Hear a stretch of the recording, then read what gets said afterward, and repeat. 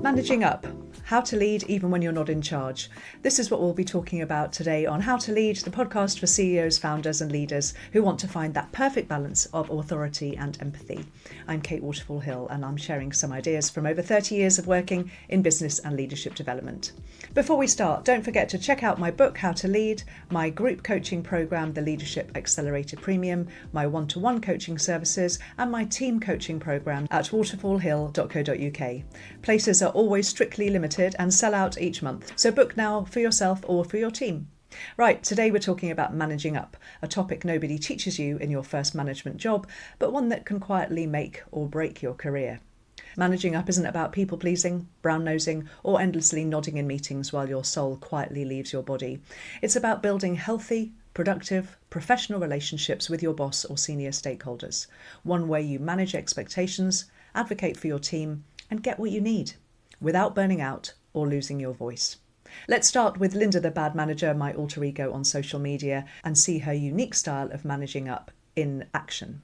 Managing up is all about understanding your boss's needs. For example, my boss, William, he loves praise. So I start every meeting with great tie, fantastic leadership energy there, William, even when we're on Teams. And second, I keep him out of anything remotely difficult. I say things like, William, I've shielded you from the noise. He has no idea what the noise is, but he appreciates being protected from it. Thirdly, I always CC him on things he doesn't really need to see, just so he knows I'm across everything. But if I mess anything up, I blame miscommunication at an operational level, which basically implies Jason's made a mistake. I once told him he had a rare blend of vision and humility, and now he asks me to say it in front of everyone at every off-site meeting. Some people call it brown-nosing. I like to think of it as personal career development. Yes, as usual, Linda giving us a true masterclass there. But let's talk about how to do it better. First of all, why does managing up matter? We often talk about how to lead teams. It's what I spend the bulk of my time talking about, but we rarely focus on how to lead upwards. And yet it's something most people have to do daily. Whether you report to a CEO, a board, maybe some investors, or just one VP who schedules back-to-back meetings and then cancels them all last minute, managing upwards is a critical skill. And here's why. It affects your ability to get resources, support and buy-in. It shapes how your team is seen and treated. It determines how overwhelmed or empowered you feel day to day. And it can be the difference between progressing in your career or growing your business or quietly fuming in the background for 3 years. Managing up isn't about changing your boss. It's about how you interact with them and getting the best out of your relationship. A lot of the time, managers and leaders would do well to really have a think about the other person's point of view and reframing the conversation, bearing that in mind. So think of managing up like managing any key stakeholder. They have goals, they have pressure, they have gaps in their information, and they're also not psychic. If you're expecting your boss just to know instinctively that you're overloaded, frustrated, or full of good ideas, you're handing them a jigsaw puzzle with half the pieces missing. Good leaders don't wait to be managed well. They manage up. Let's establish exactly what I mean by managing up. It's about communicating clearly and proactively with the people that matter.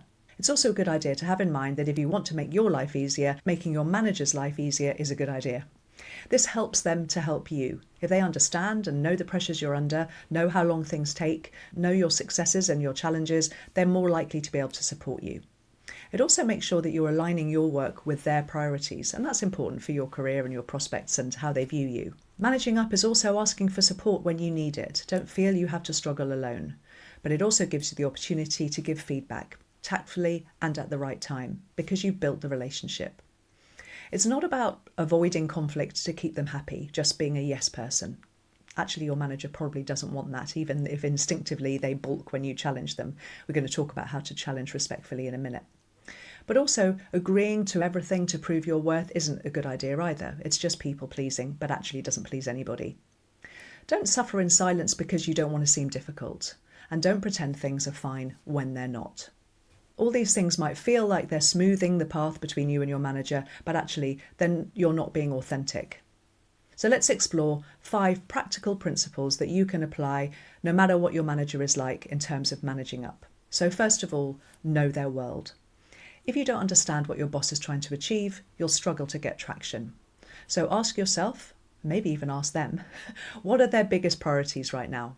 What's keeping them up at night? And how are they being measured? So you might ask them directly, what's most important for you this quarter and how can I support that? What does success look like from your perspective? When you show you understand their world, your requests carry more weight. So knowing their world is the first step. Then secondly, make yourself easy to manage. Behave like the person you wish you had in your team. So this isn't about being a yes person and easy because you just say yes to everything. It's about being reliable and clear. So things that make you easy to manage are things like you flagging issues early, you following up when you say you will, you summarising the issues as you see them, but importantly, proposing solutions as well. And most managers want you to give them the headline, not the detail. So think of yourself as a translator. Your job is to make their decision-making easier. So instead of saying, the project's delayed because we're waiting on design sign-off, try to be more specific. We're 2 days behind. If we get sign-off by Thursday, we'll be able to stay on track. If not, the launch is going to have to move to next month. Shall I escalate?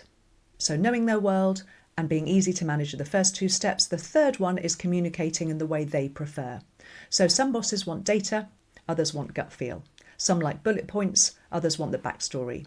Some want the detail, others want the headlines. You don't have to agree with their style, but you do need to adapt to it. So start by noticing. Do they prefer emails, calls, or face-to-face? Do they interrupt you, or do they let you finish? Do they care more about speed, quality, or political implications? Then try to mirror your style if you can. You still want to be authentically you, but also you want your message to land well. So if they're short and sharp, lead with the punchline. If they want context, offer a quick overview. If you're not sure which they prefer, you could try asking. A top tip here is if you feel like your boss is just overwhelmed, perhaps you could say to them, would a short weekly summary help you keep track? In actual fact, if it was me, I would just send them the summary anyway. So we've got knowing their world, making yourself easy to manage, communicate the way they prefer, and then the fourth one is setting boundaries and managing expectations. This one can be tricky, especially if your boss is disorganised, demanding, or simply unaware of how much is on your plate. But if you say yes to everything, and never push back, and magically get it all done, you're setting yourself up.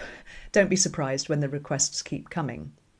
You have to train people how to treat you. So when you get asked to do something that you think you're just not going to be able to achieve, still greet that with, oh yeah, I'm happy to do this, but to make it work, I'll need to pause X or move deadline Y. Does that work for you? Or something like, I want to do this well, can I suggest we focus on the top 3 priorities first? It's not about saying no, it's about making trade-offs visible. The fifth principle of managing up, after knowing their world, making yourself easy to manage, communicating the way they prefer, setting boundaries and managing expectations, is giving feedback upwards. And you can do this. If your boss is doing something unhelpful, like not listening, being unclear, taking credit for your work, you are allowed to say so. It just takes care, timing, and some structure. So here's a framework for you. Start with intent. I wanted to raise something that might help us work together better. This might appeal to them as something that they'd like to do, so it's a good way to start. And then share the impact. When I get last-minute changes, it makes it harder to hit quality. And then suggest an alternative. Would it be helpful if we built in a buffer for late input? So you're not criticising, you're collaborating. It's not that they've done something wrong, it's just you'd like to change the process. And if you think they'll be defensive, start smaller. Offer feedback when things go well. I really appreciate it when you back me up in that meeting. It made such a big difference. And this builds trust and makes future conversations easier. You don't need to brown nose, but you just need to be appreciative. Let's look at tailoring the approach to different boss types. There are a few common manager types, and I'd like to share how you might manage up with each. So let's say you've got an overloaded boss, keeps cancelling your one-to-ones, forgets what they've asked for, is always multitasking. I suggest you send them short written updates, book a time in their calendar with a clear purpose, and make decisions where you can, but flag only what needs them. In your short written update, you could literally just cover your successes, your challenges, what you've learnt, what you need from them, and any ideas you've got. If you've got a micromanager that asks for updates all the time, rewrites your work, and never seems fully satisfied, then I suggest you up your proactivity. Send progress reports before they ask. Ask them, would it help if we agreed milestones up front? What would give you comfort that I'm getting on well with this project? Gently show them that they can trust you and thank them when they give you space. Perhaps your boss is the vague visionary, full of ideas, not interested in the detail, constantly changing direction, doesn't always follow through.